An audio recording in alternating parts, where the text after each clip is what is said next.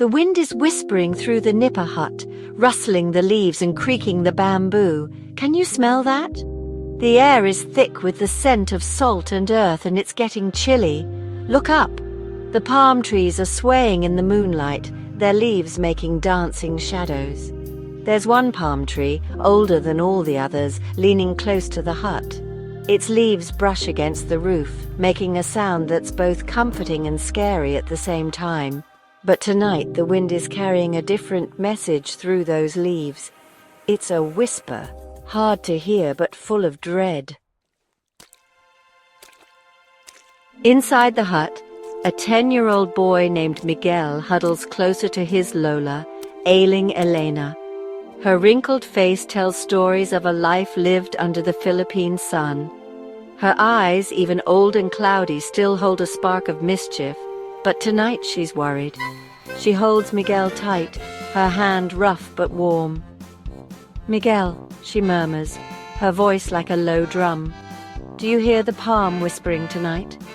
Miguel nods, his eyes wide with fear and curiosity. He's always loved his Lola stories about mythical creatures and ancient legends, but tonight the stories feel too real. The wind howls louder, whipping the palm leaves into a frenzy. Inside, the shadows grow darker, twisting into scary shapes on the walls. Miguel shivers, pulling his knees to his chest. Ailing Elena starts humming a lullaby, an old Visayan tune passed down for generations. It's a song about bravery and facing the unknown with courage. But even the familiar melody can't hide the growing unease. Something's wrong tonight. The air feels heavy, filled with an unseen energy.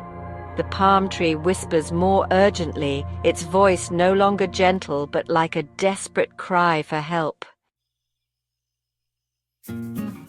Ailing Eleanor stops humming, her eyes fixed on the window. "Have I ever told you," she says, her voice barely a whisper, "about the manananggal?" Miguel shakes his head, his heart pounding. He's heard whispers of this creature, a monster that haunts the night. "They say," Ailing Elena continues, her voice low and steady, "that the manananggal walks among us during the day, looking like a normal woman, but when the moon rises she reveals her true form." Her voice drops to a chilling whisper. She detaches her upper body, sprouts huge bat wings and flies into the night, searching for victims. Miguel gasps. The image of the creature, horrifying and grotesque, is burned into his mind. He can almost hear the flapping of wings, the screech of a predator hunting. Ailing Elena reaches into her worn pouch and pulls out a small wooden charm, carved with intricate details. It shows a mythical creature, half eagle, half lion, with a sharp beak and extended claws. "This is an ajimat," she says, placing it in Miguel's hand. "It will protect you." "But Lola," Miguel stammers, his voice trembling, "what if the manananggal comes here?" Ailing Eleanor's face turns serious. "The ajimat will keep you safe," she repeats, her voice firm. "But you must be brave, Miguel. Bravery is more powerful than any monster." Miguel holds the ajimat tightly, the wood warm against his palm. It feels like a lifeline, a beacon of hope in the growing darkness. But deep down a chilling thought takes root. What if the ajimat isn't enough? The storm outside rages on, the wind howling like a monster. The palm tree scrapes against the roof, its whispers more and more frantic. Miguel huddles closer to his Lola, his eyes darting to the window, expecting to see a horrifying figure against the moon. The oil lamp flickers, making the shadows on the walls dance and twist. The air is thick with tension, the feeling of unseen eyes watching, waiting. Miguel can barely breathe, his senses on high alert. Suddenly, a blood-curdling shriek pierces the night, sending a jolt of terror through him. He buries his face in Ailing Elena's side, his small body trembling. The manananggal is close, he can feel it. A loud thump on the roof right above them sends shivers down Miguel's spine. He looks up, his eyes wide with terror, as the flimsy thatch roof begins to sag. Something heavy has landed on the roof, its weight threatening to break through. Through the woven leaves, he sees a horrifying shape. Long, sharp claws dig into the thatch, tearing at it with a ferocity that makes Miguel's blood run cold. The creature moves, and for a fleeting moment he sees it. A grotesque, distorted face with glowing red eyes and a long, forked tongue.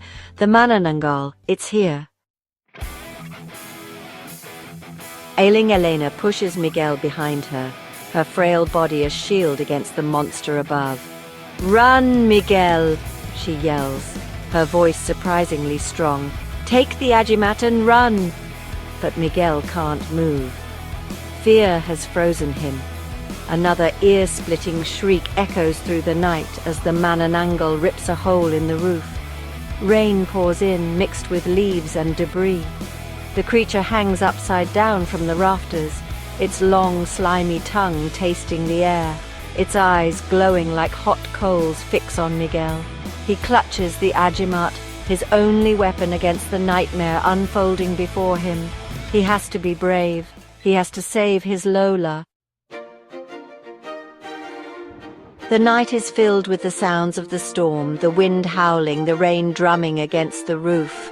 But inside the hut, there is only an eerie silence.